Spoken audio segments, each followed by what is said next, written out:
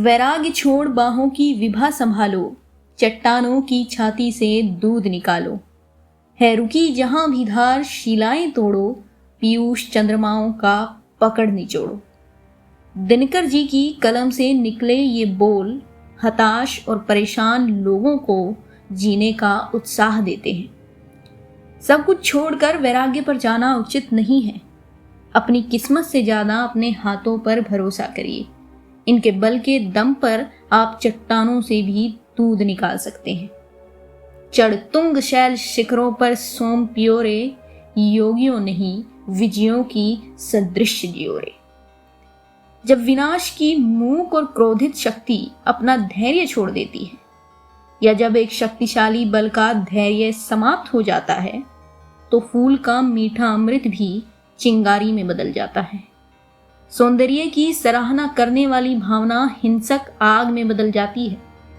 कर्म की भावना या आवाज ऊंची उठती है और परिवर्तन का गीत गाती है।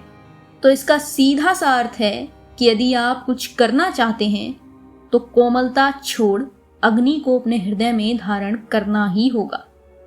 जब कुपित काल धीरता त्याग जलता है, चिनगी बन फूलों का पराग जलता है, सौंदर्य बोध बन गई आग जलता है, ऊंचा उठकर कामार्थ राग चलता है। अंबर पर अपनी विभा प्रबुद्ध करो रे, गर्जे कृषाणु तब कंचन शुद्ध करो रे। स्त्री या पुरुष होने के लिए आपको अपनी भुजाओं पर विश्वास होना चाहिए। शक्ति की भावना या गर्व की भावना के बिना एक स्त्री या पुरुष मृत के समान है। साधारण शब्दों में कहूं तो एक प्रेमी जो पर्याप्त शक्तिशाली नहीं है या अपने सपनों को हासिल नहीं कर पाया है, वह खुद को दुनिया से बचाने में सक्षम नहीं है।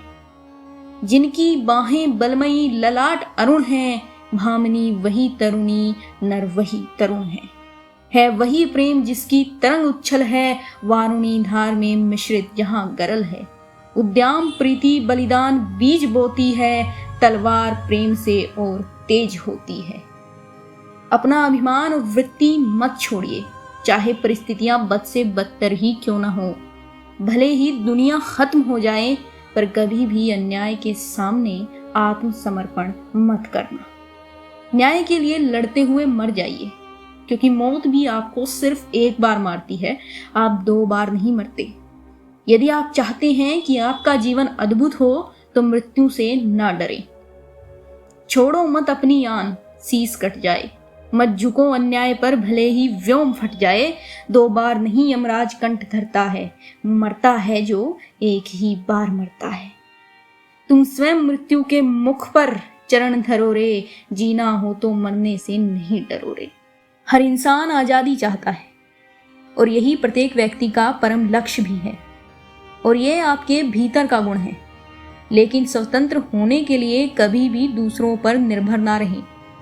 जो आग आपके रास्ते में आती है, जो संघर्ष आपके रास्ते में आता है, उससे खुद ही लड़ें।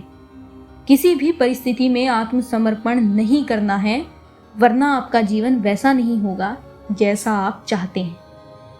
और एक और बात याद रखें कि जब आपके स्वाभिमान को ठेस पहुंचती है, तो आपके अंदर कुछ ऐसा जन्म लेता है जो आपके अहंकार से बहुत बड़ा होता है।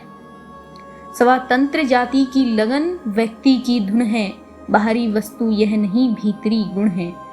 वीरत्व छोड़ पर का मत चरण गहोरे, जो पड़े आन खुद ही सब आग सहोरे। जब कभी अहम पर नियति चोट देती है, कुछ चीज अहम से बड़ी जन्म लेती है।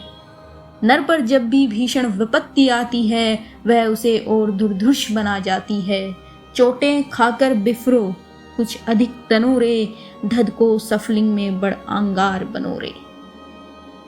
और जो कविता का अंतिम छंद है, यह जीवन का सार है, कविता का संपूर्ण सारांश है। आपके हिसाब से जीवन का लक्ष्य क्या है?